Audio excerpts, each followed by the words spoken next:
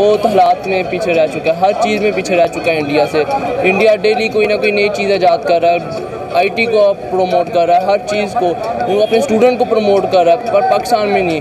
और उनकी पार्लियामेंट आप देख के ना अंदाज़ा लगा सकते हैं कि इंडिया कितनी तरक्की कर रहा है। वो देख के पता चल रहा है कि उन्होंने इन्वेस्टमेंट की है, वो तरक्की याफ्ता मुल्कों में आ रहे हैं। पर पाकिस्तान में ऐसा ये सब कुछ नहीं मैंने देखा अभी तक, क्योंकि पाकिस्तान अभी बहुत पीछे है, इसके हुक्मरानी ठीक, डेमोक्रेसी नहीं है, रूल्स एंड रेगुलेशन को कोई फॉलो नहीं कर रहा। सिर्फ गरीब के लिए रूल है, अमीर के लिए कोई रूल नहीं है, कोई रेगुलेशन नहीं है, अमीर को कोई नहीं पूछता, सिर्फ गरीब को पूछते हैं। अच्छा सर, नई पार्लियामेंट की बिल्डिंग जो है जिसमें राज्यसभा और लोकसभा जो है वो बनी है और सुना उसको इनॉग्रेट किया जा रहा है।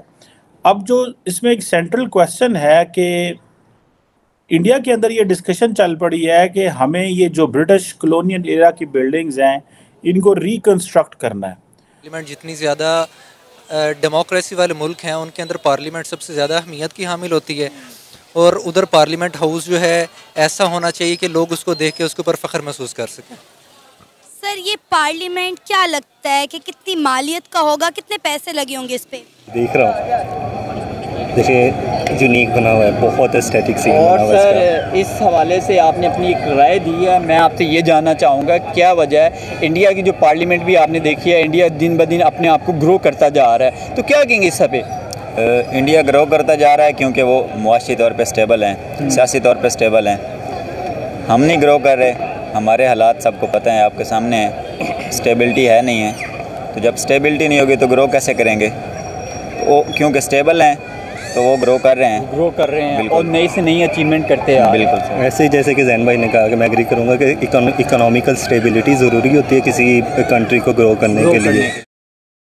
नमस्कार दोस्तों, जय हिंद। स्वागत है आपका हर पल न्यूज़ के एक और नई लेटेस्ट वीडियो में। दोस्तों, जैसे आपको पता है कि इंडिया ने मोदी जी ने एक नया पार्लियामेंट बनाया है, जो मतलब इतना प्यारा है, इतना सुंदर पार्लियामेंट है कि मतलब जो उसका मतलब बजट है ना, इतना महंगा बना हुआ पार्लियामेंट, और मतलब इतना सुंदर है, मतलब उसका डिज़ाइन जो लोगो बनाया ना, मतलब जो एशियन सीक्रेट के बेसिस पे, जो इंडिया का एशियंट है, मतलब जो अखंड भारत के बेसिस पे वो पूरा लोगो बनाया गया, और इतना क्रेजी रिएक्शन आ रहा है पाकिस्तान मीडिया का, मतलब पूरा पाकिस्तान मीडिया शॉक हो चुका है, क्योंकि उन्होंने आज तक ऐसा पार्लियामेंट नहीं देखा। अगर हम बात करें पाकिस्तान में ऐसा पार्लियामेंट कभी ज़िंदगी में बन नहीं सकता, और ना ऐसा पार्लियामेंट है। जो इंडिया का पार्लियामेंट का बजट है ना, उसको 4 गुना भी कर लोगे तो फिर पाकिस्तान ऐसा पार्लियामेंट नहीं बना सकते। तो मतलब ये एक अचीवमेंट एक तरह से कि मतलब इंडिया में इतना तगड़ा पार्लियामेंट बना है, पाकिस्तान ने मतलब इतना गंदा मतलब शॉकिंग रिएक्शन दे रहे हैं इंडिया के पार्लियामेंट पे। और मतलब उसमें जो इंडिया के पार्लियामेंट में जो नक्शा लगा रखा है अखंड भारत का, मतलब भाई वो मतलब इतना प्यारा लग रहा है देखने में, और मतलब जो है मतलब एक तरह से बढ़ावा दे रहा है हमारे अखंड भारत को, और मतलब जो हमारे कल्चर को बहुत बढ़ावा दिया जा रहा है। और मतलब इंडिया है,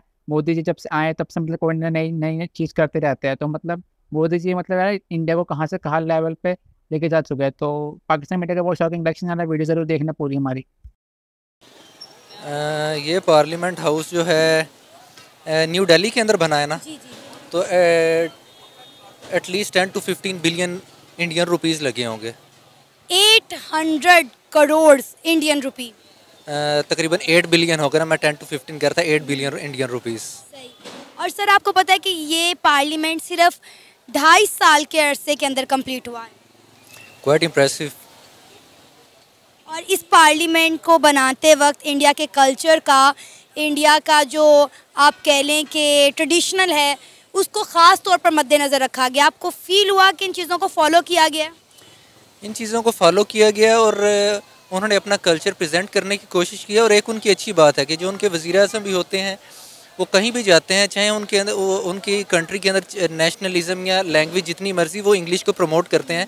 लेकिन यूनाइटेड नेशंस हो गई या फिर अपनी असम्बली के अंदर वो जो है सारी तकारीर वगैरह करते हैं, वो प्योर अपनी हिंदी ज़ुबान में करते हैं, और ये बहुत ज़्यादा अपनी लैंग्वेज को प्रमोट करने के लिए बहुत अच्छी चीज़ है।